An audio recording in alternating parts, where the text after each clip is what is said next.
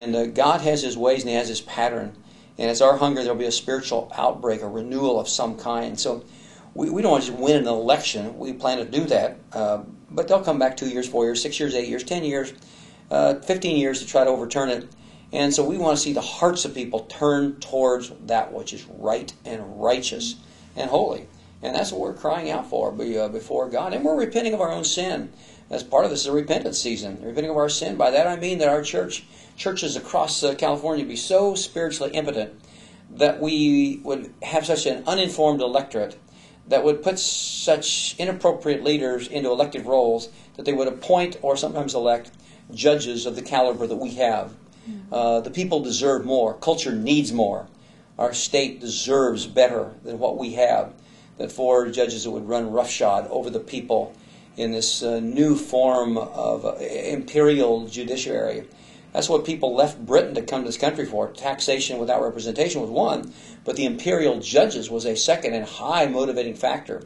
And we've now reestablished miraculously an imperial judgeship, again, that's crushing people all across the state. The only 3 states that have same-sex marriage, it was forced on them by courts.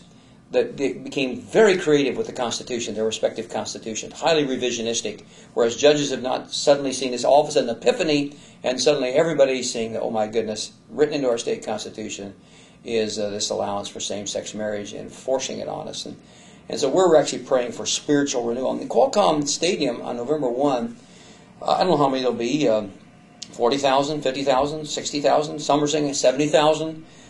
People gathering from all over California, and even some from outside the state that are coming in for 12 hours of prayer. I mean, this is 12 hours of prayer.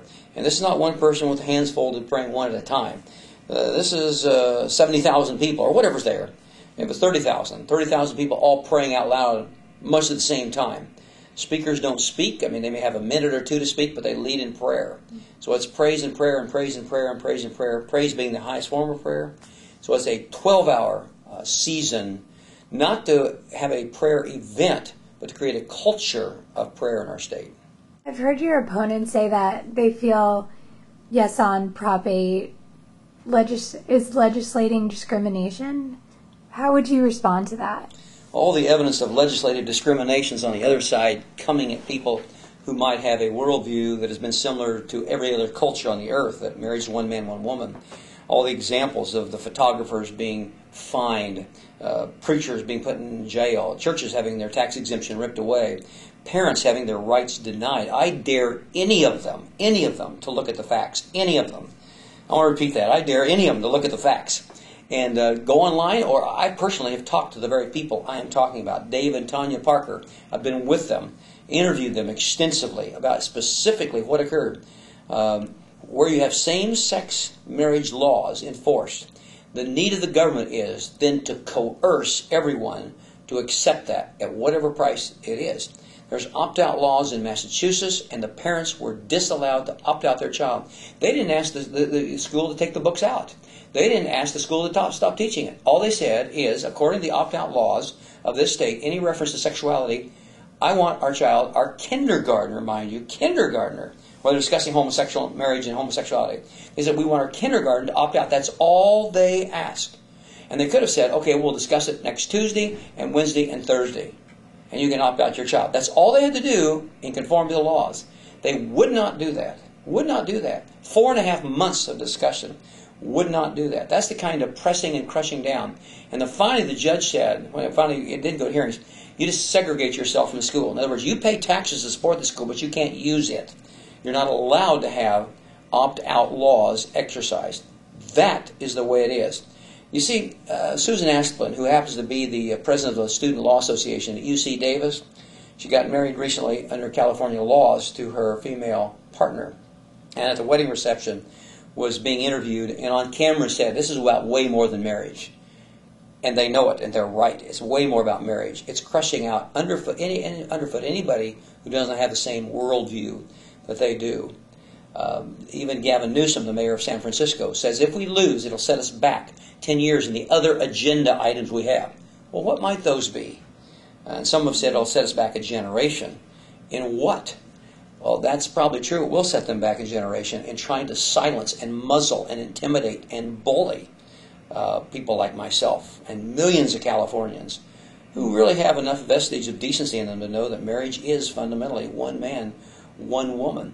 We could say the same form of discrimination. I could play with every word. I could say, for example, it's discriminatory for the L.A. Lakers to not being willing to call me an L.A. Lakers. I want to be in the L.A. Lakers. I want to be there. I'm an L.A. Laker. And I go to court and get them to overturn the definition, and I am an L.A. Laker. It's discriminatory for them to do that against me. No, words have meaning. An L.A. Laker means something. It means you're on a team. It means you can do something. It means you can play basketball. Marriage, by definitions, means something. It, among other things, many other things, means the physicality of the two complementary halves of humanity fit together. It means procreationally the capability for offspring, a sperm and an egg. That's what marriage is by definition. Every homosexual in the state of California can get married the same way every other person can to an opposite sex person. Nobody's keeping them from getting married. They're wanting to change the definition of marriage and change a social institution that ripples down and has alarming impact upon the culture. If they're so big on marriage, why is it in countries that have had it for a number of years, up to 10 years in Europe, why are the marriage rates plummeting? Why? And may I ask this, if it's such a big deal, and California homosexual couples, there are somewhere between 92,000 and 110,000 of them in the state, if they know it's such a big deal, and they know that on November 4 that door could be closed, and it's been open since June the 16th at 5:01 p.m., you would think there'd be 110,000 couples that have gotten married by now. Instead, there's only 11,000 at most. And that's an unscientific survey done by a pro-homosexual agency that simply went and measured the number of people that were married a year ago and now, and happens to be higher right now, so they assume that everybody that's higher automatically is homosexual. So now they're saying 11,000 got married. And they're saying that's a lot because that's way more in 3 or 4 months than what Massachusetts had in 4 years. Well, 4 years in Massachusetts, they couldn't export theirs. They had a law that kept it from being taken outside the state because of a 1913 law until the legislature just recently overturned it. Here in California, no residency requirement. People come from all over the United States. They could come from everywhere.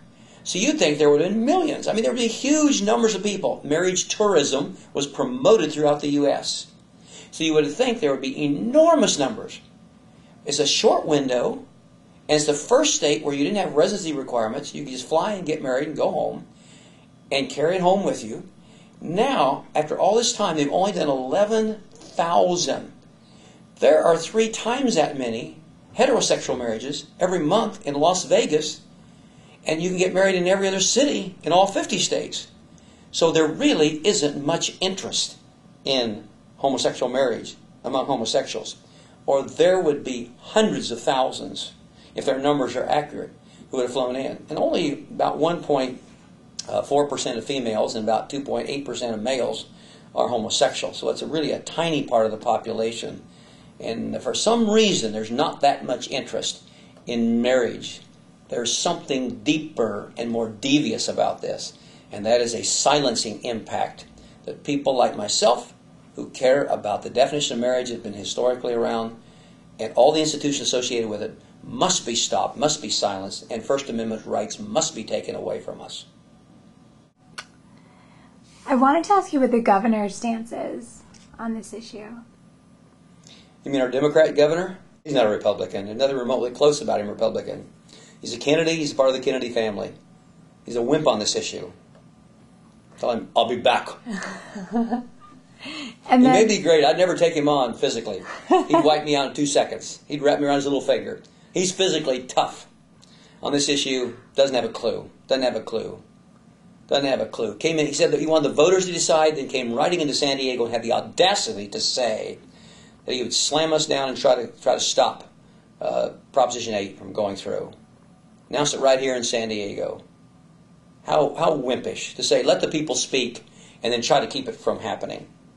What we need is a Republican, capital R, governor. We don't have that.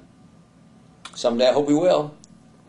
I'm not so concerned with Democrat or Republican. It could be either as far as I'm concerned. I just want somebody who's moral and decent and who understands the basic foundations of the freedom that we really need.